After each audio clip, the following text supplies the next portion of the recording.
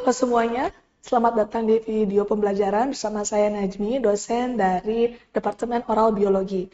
Pada pertemuan kali ini kita akan membahas mengenai infectious disease, meliputi secara general, patologi, dan juga patogenesis dari infectious disease tersebut.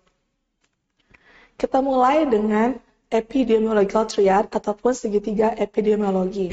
Di sini terdapat 3 faktor. Yang pertama adalah host, agen, dan juga ada environment atau lingkungan. Host ini contohnya adalah kita, manusia, ataupun makhluk hidup lain dapat merasakan sakit. Agen di sini bisa jadi agen biologis, agen kimia, fisik. Environment adalah lingkungan, baik itu secara general keseluruhan alam maupun sosialnya. Host, kita lihat di sini ya, bagaimana hubungan ketiganya. Contoh, misalkan, host ini ketika dia memiliki imunitas yang rendah, kemudian agen biologis, contohnya virus maupun bakteri, ternyata semakin banyak ataupun semakin tinggi, dan juga environment mendukung dari respon agen tersebut, tentunya host ini akan menjadi sakit. Sama juga halnya ketika host ini ataupun manusia memiliki imunitas yang baik, agennya terkendali, lingkungan juga mendukung, maka tidak akan terjadi sakit. Itulah konsep ataupun hubungan antara ketiga faktor dari segitiga epidemiologi. Kita berlanjut bagaimana host exposure untuk agen infeksius. Ketika host terkena paparan dari agen infeksi, bisa jadi dia terkena infeksi maupun tidak gitu kan ya.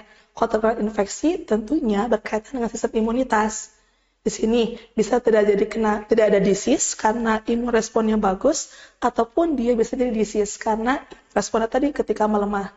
Kemudian disease ini bisa recovery dengan perbaikan sistem imun dan tentunya bisa menjadi lebih parah dan bahkan kematian karena imunitasnya semakin menurun. Gambar yang sebelah kanan ini mengenai stage of disease-nya dalam segi waktu mungkin ya.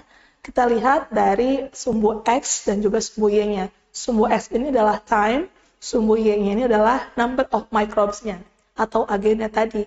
Waktunya, pertama tentunya ada inkubasi dulu, periode inkubasinya. Jadi tidak langsung jadi sakit teman-teman ya.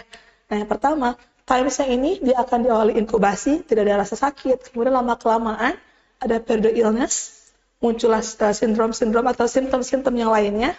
Kemudian ada masuki fase puncak, decline, dan akan sembuh ataupun healing prosesnya. Di sini kita lihat bagaimana stage of infection-nya. Untuk yang pertama, ada inkubasi, ada prodromal stage, ada acute illness, dan juga ada convalescence. Kita lihat yang pertama.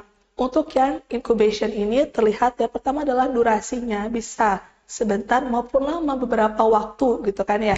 Patogen ini bereplikasi. Contoh, beberapa tahun lalu kita merasakan COVID-19. Ini adalah ada fase inkubasinya. Nggak akan langsung ada muncul SARS-19 begitu ya teman-teman. Kemudian yang keduanya adalah prodromal stage. Di sini terlihat bahwa host ini sudah mulai merasakan rasa feeling unwell atau tidak enak badan. Tapi belum tahu spesifiknya di mana. Yang ketiga adalah acute illness. Di sini sudah mulai muncul bagian mana yang tidak terasa enak, kemudian ada spesifik dari pasien tersebut ya. Dan agen biologisnya, baik itu virus maupun mikroba, sudah mulai mendestroy atau dari host cell tersebut. Dan terakhir adalah convalescence. Bisa jadi imunitas kita itu menyerang, mempertahankan tubuh kita, kemudian atau bisa jadi healing process.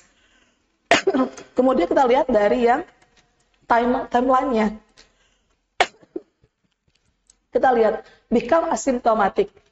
Di sini berarti belum ada rasa apa-apa ya, karena ada periode latensi dan juga inkubasi. Kemudian muncullah infeksi di sini, ada sepanjang ini rasa sakitnya sudah mulai terasa, ada simptomatiknya, dan kemudian bisa recovery maupun meninggal apabila imunitas tidak bisa terjaga dengan baik. Selanjutnya adalah kelas dari human pathogens. Ada virus, bakteri, fungi, protozoa, dan helminth. Saya akan mengambil contoh beberapa. Untuk virus tadi dijelaskan ya bahwa ada COVID-19 dan influenza. Kalau bakteri contohnya adalah TBC atau TB ya, dari Mycobacterium tuberculosis. Fungi ini adalah Candida albicans. Protozoa ini adalah Trypanosoma atau Leishmania, begitu kan ya, ada sleeping sickness, dan helminthes ini contohnya adalah kasus dari kaki gajah ya, atau filariasis disebabkan oleh Bucharella brancovi. Seperti itu. Inilah contoh klasis dari human pathogens-nya. Selanjutnya adalah bagaimana transmisi dari infeksi ini, begitu kan ya? Penularan infeksi dapat terjadi melalui kontak langsung maupun tidak langsung. Bisa jadi dari droplet respiratorinya, fecal oral route-nya, sexual transmission, kemudian ada vertical transmission dari ibu ke dalam janin, misalkan seperti itu ya. Ataupun dari insek tadi, contohnya dalam kasus filariasis atau kaki gajah ya, Wuchereria bancrofti ini adalah dari insek atau arthropod vectors-nya ada. Kita lihat di sini dalam slide ada host defense agents infection include-nya ada apa saja. Yang pertama adalah kulit sebagai penghalang barrier ya, ada yang kuat seperti pH dan juga asam lemak. Sistem pernafasan ada makrofag alveolar, ada gastrointestinal system seperti asam dari gastrik pH-nya, mukusnya, enzim, dan ada urogenital tract di sini, ada flora normal di sana. Gitu. Selanjutnya adalah bagaimana agen infeksi ini untuk menginfeksi atau merusak dari jaringan. Kita lihat di dalam slide di sini ada 3 mekanisme. Yang pertama, dapat memasuki sel inang secara langsung menyebabkan kematian sel. Yang kedua, dapat melepaskan racun dan membunuh sel dari jarak jauh, melepaskan enzim dan merusak komponen lainnya dalam jaringan. Dan yang ketiga, dapat memicu respon imun inang, gitu kan ya.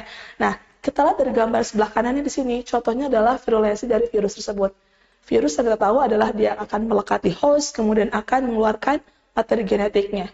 Di sana dia akan masuk dalam host untuk bercampur dengan materi genetik dari host itu sendiri, gitu kan ya.